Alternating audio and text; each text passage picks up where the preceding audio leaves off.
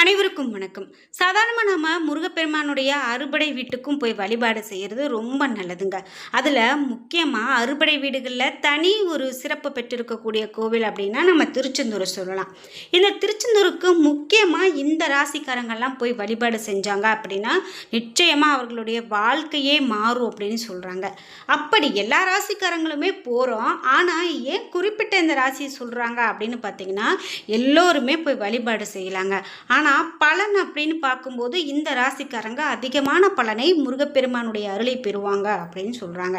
அப்படி திருச்செந்தூர் முருகனை வழிபட வேண்டிய முக்கியமான ராசிக்காரர்கள்லாம் யார் அப்படிங்கிறது தான் இந்த வீடியோவில் பார்க்க போகிறோம்.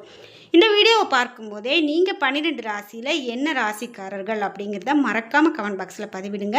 அது மட்டும் இல்லாமல் நீங்கள் திருச்செந்தூருக்கு சமீபத்தில் போயிருந்தீங்க அப்படின்னா உங்களுடைய அனுபவத்தை கமெண்ட் பாக்ஸில் பதிவிட்டுருங்க. இந்த வீடியோவை பார்க்கும்போதே திருச்செந்தூர் செந்தில் ஆண்டவருக்கு அரோகரா என்ற வாசகத்தை கமெண்ட் பாக்ஸில் பதிவிட்டுருங்க. நீங்கள் இன்னும் உற்சாகம் டிவி சேனலை சப்ஸ்கிரைப் பண்ணாமல் இருந்தால் சப்ஸ்கிரைப் பண்ணிக்கோங்க. கூடவே இருக்க பெல்லைக்கான மறக்காமல் கிளிக் பண்ணிடுங்க. வாங்க வீடியோக்குள்ளே போகலாம். இந்த வீடியோவை பார்க்கும்போதே உங்கள் வீட்டில் நிறைய தடைகளையும் பிரச்சனைகளையும் பார்த்துட்ருக்கீங்களா? முக்கியமாக தனவரவு. இந்த பணவரவு இல்லை அப்படின்னு சொன்னாலே நம்மளுக்கு எல்லாமே கஷ்டந்தாங்க. இதுக்கு நம்ம சரியான பரிகார பலன்கள் செய்யும்போது தடை இல்லாமல் எல்லாமே நமக்கு சுலபமாக நடக்கும். இந்த வீடியோவுக்கு கீழே டிஸ்கிரிப்ஷனில் வராகி அம்மன் ஜோதிட நிலையத்தின் தொலைபேசி எண் கொடுத்துருக்கேன். அந்த எண்ணுக்கு தொடர்பு கொண்டு பேசி பாருங்கள். கண்டிப்பாக உங்கள் வாழ்க்கையில் இருக்கக்கூடிய எல்லா பிரச்சனைகளுக்கும் சரியான தீர்வு கிடைக்கும். திருச்செந்தூர் முருகனை வழிபட வேண்டிய ராசிக்காரர்கள் யார் யார் அப்படின்னு பார்த்தோமா, குறிப்பிட்ட இந்த ராசிக்காரங்க போனாங்கன்னா அதிகமான யோகம், ஜாக்பாட் அப்படின்னே சொல்கிறாங்க. இது ஜோதிட சாஸ்திரர்கள் மூலமாக சொல்லப்படுது. என்னதான் நம்ம வழிபாட்டு தலங்கள் இருந்தாலும் கூட நம்மளுடைய ராசிக்கு ஏற்ற தெய்வங்களை நம்ம வழிபடும்போது அதிகப்படியான நன்மைகளை பெறுகிறோம். இறை வழிபாட்டிற்கும் நம்மளுடைய ராசிக்கும் என்ன தொடர்பு இருக்குது அப்படிங்கிறத நம்ம முதல்ல தெரிஞ்சுக்கலாம்.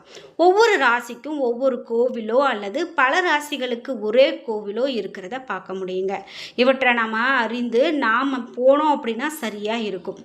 முக்கியமாக அந்த வகையில் திருச்செந்தூர் முருகப்பெருமான் கோவிலுக்கு எந்த ராசிக்காரர்கள் போகலாம் அப்படின்னு பார்த்தா, எத்தனையோ முருகன் கோவில்கள் இருந்தாலும் திருச்செந்தூர் முருகனை வழிபடும்போது வாழ்க்கையில் எல்லா விதமான ஏற்றமும் பெற முடியும். ஏன் அப்படின்னா இந்த கோவிலில் இருக்கக்கூடிய முருகனே குருவாக இருந்து அருள்பாலிக்கிறார். நவகிரகங்களில் குரு பகவான் மட்டுமே சுபகிரகமாக இருக்கார். சூரபத்மனை வதம் செய்ய முருகனுக்கு தேவர்களுடைய குருவான குரு பகவான் தான் பல்வேறு யுக்திகளை சொல்கிறாரு. எனவே அவருக்கு பெருமை சேர்க்கும் விதமாக தான் முருகப்பெருமானுக்கு நிகரான அனைத்து மரியாதைகளும் குரு பகவானுக்கும் உண்டு அப்படின்னு முருகன் அருள் புரிந்திருக்காரு. அது மட்டும் இல்லாமல் குரு பகவானே காட்சியளிக்கிறார் அப்படின்னு சொல்லலாம். இதுவே இந்த கோவிலுடைய ரொம்ப சிறப்புங்க. குரு பார்க்கின் கோடி நன்மை அப்படிங்கிறது பழமொழி உண்டு.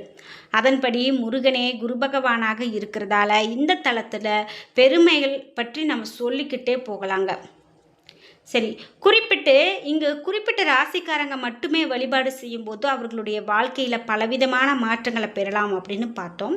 பக்தர்கள் பொருளாதார நிலையிலும் நல்ல முன்னேற்றம் அடைந்து கோடீஸ்வர யோகத்தை பெறுகிறாங்க. அதுக்கு முக்கியமாக ஒரு 6 ராசியை சொல்கிறாங்க.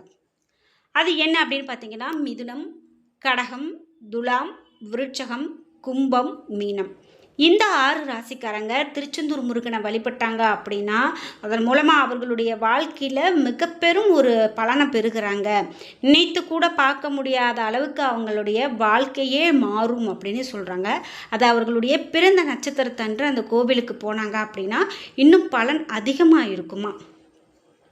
அதிலும் தனுசு ராசிக்காரர்களுடைய ஆதிக்க தெய்வம் அப்படின்னு பார்த்தீங்கன்னா குரு அப்படின்னு சொல்கிறதால இவர்களும் திருச்செந்தூருக்கு போகலாம்.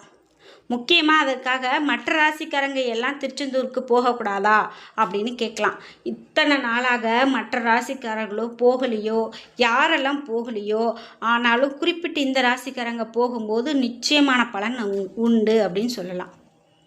அதாவது குறிப்பிட்ட ராசிக்காரங்க போனாங்க அப்படின்னா நல்லதொரு பலனை, அதிகமான பலனை பெற முடியும், விரைவான பலனை பெற முடியும் அப்படின்னு சொல்லப்படுது. குறிப்பிட்டு திருச்செந்தூர் முருகன் கோவில் அப்படின்னு பார்த்தீங்கன்னா அறுபடை வீடுகளில் 2ஆம் படை வீடு. குன்றிருக்கும் இடமெல்லாம் குமரன் இருப்பான் என்பதற்கு ஏற்ப அறுபடை வீடாக இந்த திருப்புறம் குன்றம், திருச்செந்தூர், பழனி, சுவாமிமலை, பழமுதிர் சோலை ஆகியவையில் 5 கோவில்கள் மலை மேலே அமைந்திருக்குங்க. இந்த திருச்செந்தூர் ஆலயம்தான் சூரபத்மாவை அழித்ததால் ஏற்பட்டது அப்படின்னு சொல்கிறாங்க.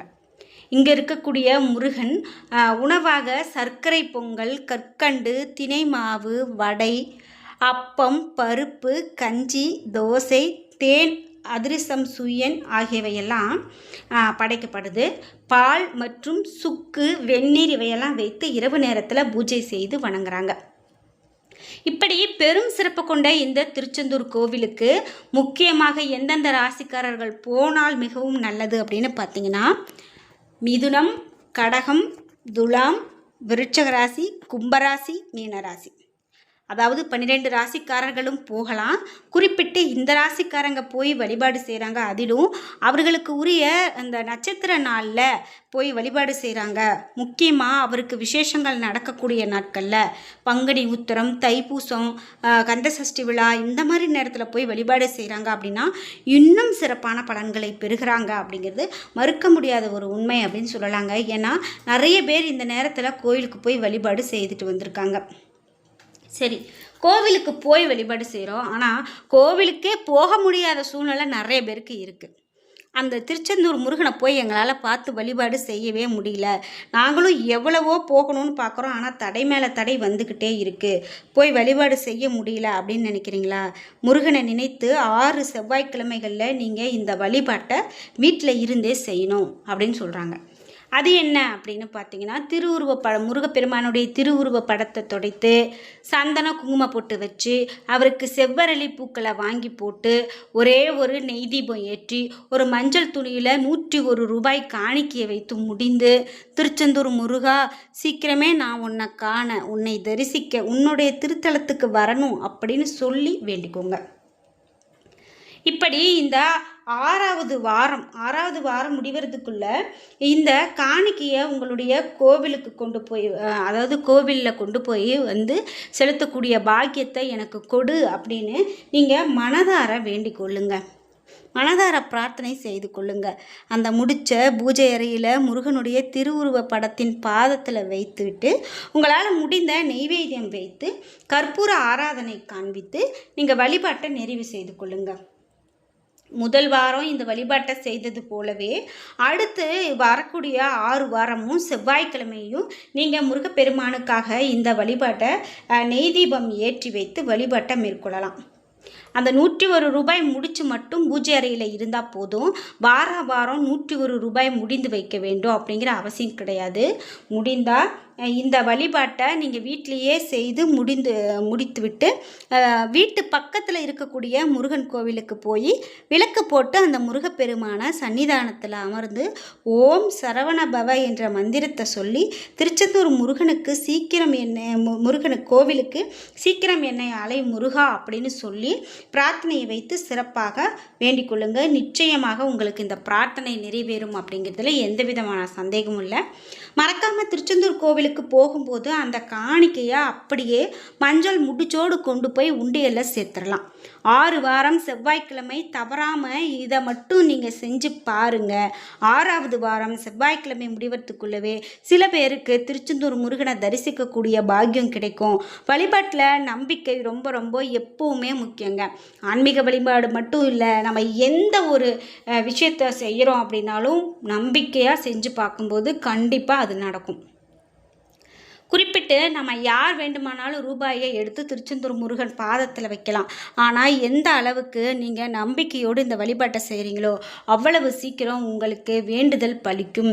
இந்த வழிபாட்டை செய்வதன் மூலமாக நிச்சயமாக நம்ம திருச்செந்தூர் முருகனை தரிசிப்பேன் என்ற நம்பிக்கை 100% வையுங்க. நல்லதே நடக்கும் என்ற இந்த தகவல் உங்களுக்கு ரொம்ப பிடிச்சிருக்கும் அப்படின்னு நம்புகிறேன். என்ன நண்பர்களே, இன்றைக்கி வீடியோவில் திருச்செந்தூர் முருகன் கோவிலுக்கு எந்த ராசிக்காரங்க போனால் நல்லது, அதே போல் வீட்டில் இருந்து வழிபாடு செய்யும்போது நம்ம என்னென்ன செய்யணும் அப்படிங்கிற எல்லா தகவல்களையும் பார்த்து தெரிஞ்சுக்கிட்டோம். இந்த வீடியோ கண்டிப்பாக உங்களுக்கு ரொம்ப பயனுள்ளதாகவும் பிடித்ததாகவும் இருந்திருக்கும். வீடியோ உங்களுக்கு பிடிச்சிருந்தா லைக் பண்ணுங்கள், ஷேர் பண்ணுங்கள், கமெண்ட் பண்ணுங்கள். நீங்கள் இன்னும் உற்சாகம் டிவி சேனலை சப்ஸ்கிரைப் பண்ணாமல் இருந்தால் சப்ஸ்கிரைப் பண்ணிக்கோங்க. கூடவே இருக்க பெல் ஐக்கானை மறக்காமல் கிளிக் பண்ணிடுங்க. நன்றி வியூவர்ஸ்.